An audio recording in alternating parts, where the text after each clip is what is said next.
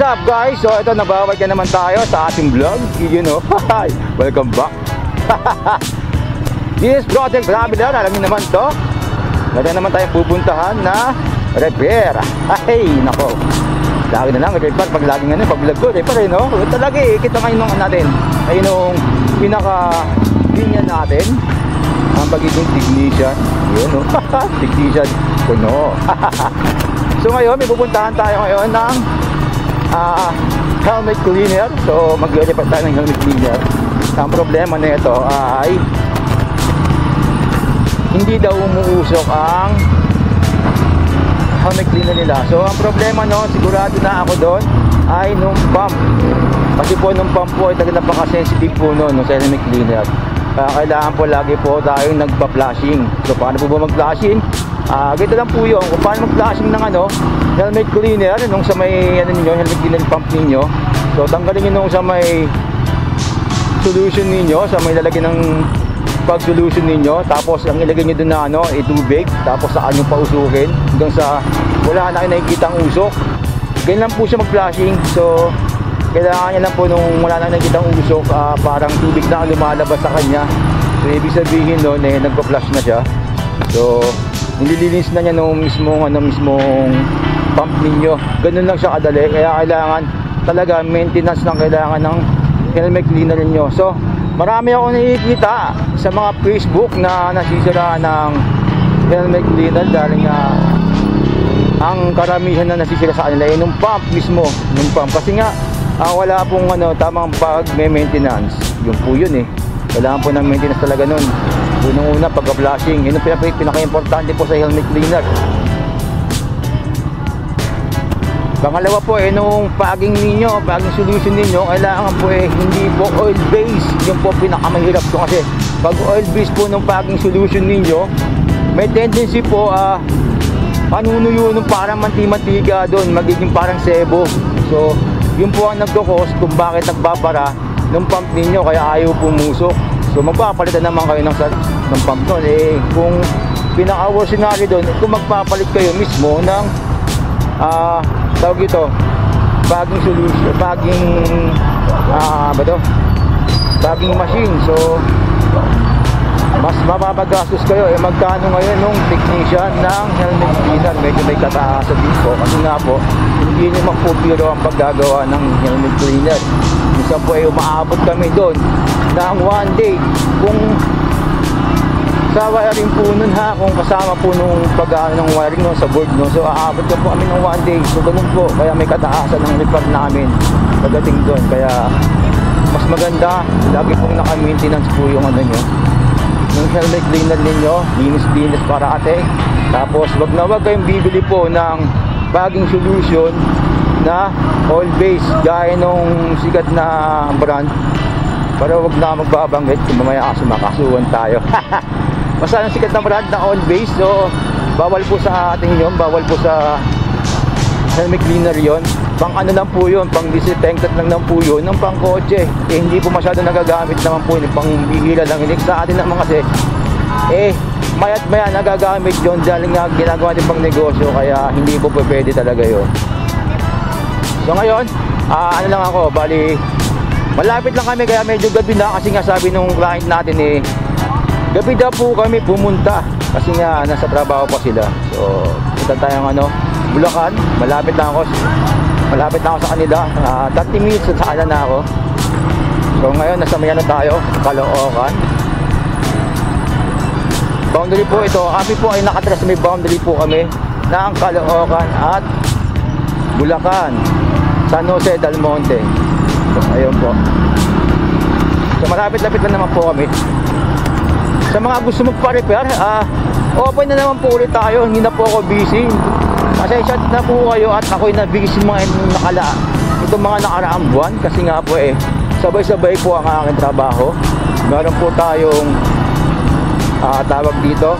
Meron po tayong pinagkakaabalaan ng bagong negosyo. Yun po yung aking bar. So open na po yun ngayon sa may phase 5, bagong silang, bago po yun. Araw-araw Sunday, search nyo lang po sa may Facebook ninyo, makikita nyo na po yun. Araw-araw Sunday. Bagong silang po yun. Punta po kayo, pwede po kayo magsaya doon at pwede ko yung maki-induct sa aming mga performance from Thursday to Sunday.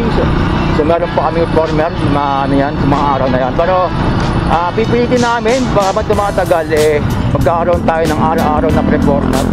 At pipilitin namin karoon ng DJ, yun o. Para meron tayong disco doon para all in one na, meron tayong parang ala Padis, yun o. Pero maliit lang po yun, kaya huwag mo po yung mag-expect ng kagandahan nun. Pero matutuwa po kayo doon dahil po ang aming mga performer doon mababait at talagang mga talented yung mga yon. Nagsisingin dance pa yung mga yon. Ay, yun ano naman, medyo relax minsan. Gusto mong relax tayo sa aming bar araw-araw Sunday. Baka din po medyo busy din po ako sa bugso ng mga client dito, mga nakaramban. Talagang pitpitan tayo sa pagbebenta ng helmet cleaner, na talagang tambak ako ng helmet cleaner ng mga nakaramban. Siguro mga 4 months akong na-ipit sa pagbebenta ng helmet cleaner. Talagang linggo-linggo, 4, 3, 5 ang aking pinu-pull out kapag sa mga client. Ako pa mismo naghahatid, kaya talagang sobrang busy at hindi ako nakapag-vlog. Kaya pasensya na kayo at wala kayo nakikita ang vlog ko itong mga nakarampuan. Pero ngayon babawi na po tayo. Hindi na po tayo busy ngayon, nako, sana all. So ngayon malapit na tayo, diretso tayo.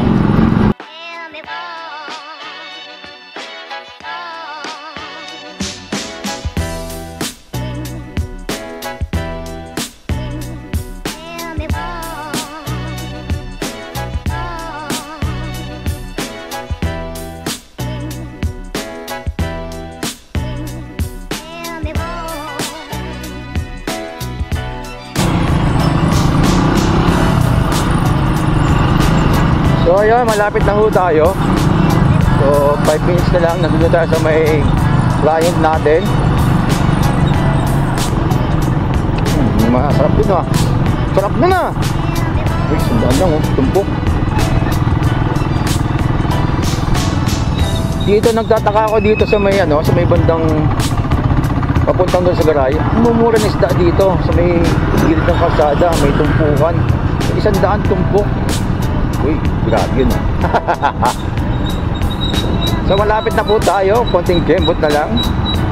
Nandun na po tayo sa may helmet cleaner ni Madam. Yun. Pero at sana maayos natin ng maaga-aga to, mabilisan para uwi agad tayo. Actually na naman to pub lang naman yun, kaya mabilis na maayos to. Siguro mga 30 minutes, okay na, tapos na tayo. So 1 hour, sa ganun lang.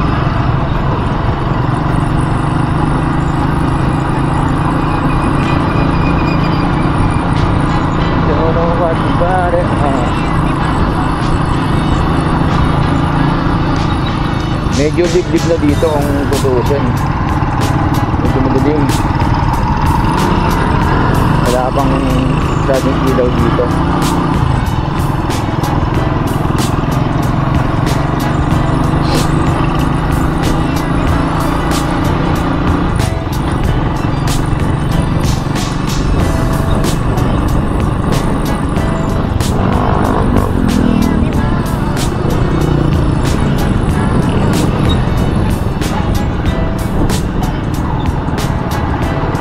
So andito na tayo sa kanilang pwesto. Hop, hop, hop. Oh, wala. Ayun. Ayun. Ay. Si Bossy. So ayun ang repair natin. Helmet cleaner. Ay mag-pump. Oo. Pero natatanggal kasi siya. Oo. Ito mo. Oo. Yung parang lumalabas nung liquid, hindi. Lumalabas siya nung pag natatanggal. Tapos Di pag naka-ano, tinatry ko, kakawakan ko lang siya. Hindi nagkano, Hindi nagusok. Paano ako bossing? Pa-open ako bossing. Si kuya pa, ano na rin. Pa-open ako bossing. Oh, para naka-open. Naka-open na ba yan? Ay, ano pala.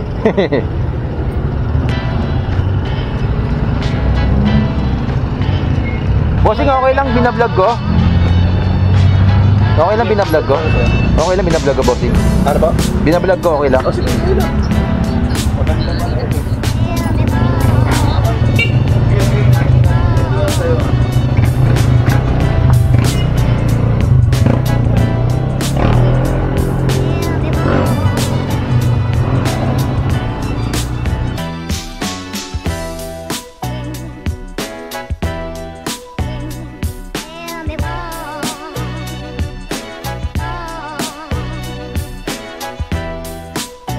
So ayun, medyo natapos na tayo.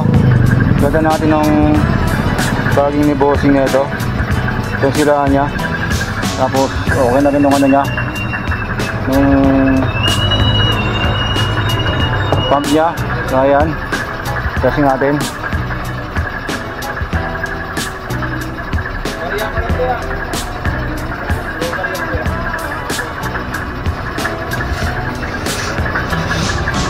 So ayan, ayan na siya, malakas na.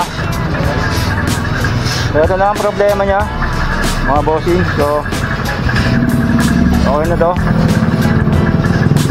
So yun lang, okay na. Ano yan? So okay nung helmet cleaner ni bossing. So ayan, lakas ng usok oh, tangita oh. So ayan, okay na at tayo, uwi naman na tayo. Sa mga gusto magpagawa ng helmet cleaner machine, so message nyo lang ako. Uwi na tayo. Boss, salamat! Boss, thank you! Sa gusto magpagawa ng helmet cleaner machine, sa mga gusto magpa-repair, message nyo lang po ako, Product Traveler. So ayun po, okay na po nung ano niya. So problema nung kanya is nung pag machine na mismo, sa anong ano niya, nung pump niya sobrang dumi. Kita naman nung ano, nung nag-uulay na nung ano, dumi, sobrang dumi talaga, as in. Tapos barado na rin nung pag machine niya, barado na mismo nung ano niya, pag niya. So palitan na rin talaga siya. So hindi na pwedeng ano yon. So tapon talaga yon. So mabuti na lang, meron tayong pump na ano ay tawag dito, meron tayong machine na dala. So yun, napala naman natin. So okay na. So yun, sa mga gusto mong pagawa, message lang ako, Product Traveler. Gumagawa po tayo, nag-home service po tayo. Tapos meron din po tayong binibenta na helmet cleaner.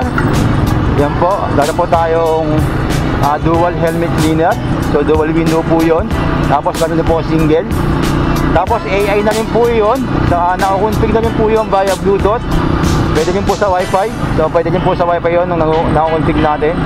Nakikita ka rin po nung inventory. So meron na inventory yun. So i-edit din po nung ano yun, nung time niya, sa anong usok niya. Kung gusto mong usok, kung gaano kahaba yung usok niya. So yun po, sa mga nagpaparepair, message lang po ako. Pwede po tayo maglipat ng Pido Wi-Fi, car wash bendo, helmet cleaner, pati po nung coin changer. Basta po lahat ng uri ng coin operated, message nyo lang po ako, Product Traveler. So hanggang dito na po ang vlog ko. Maraming salamat po. This is Product Traveler. Bye bye.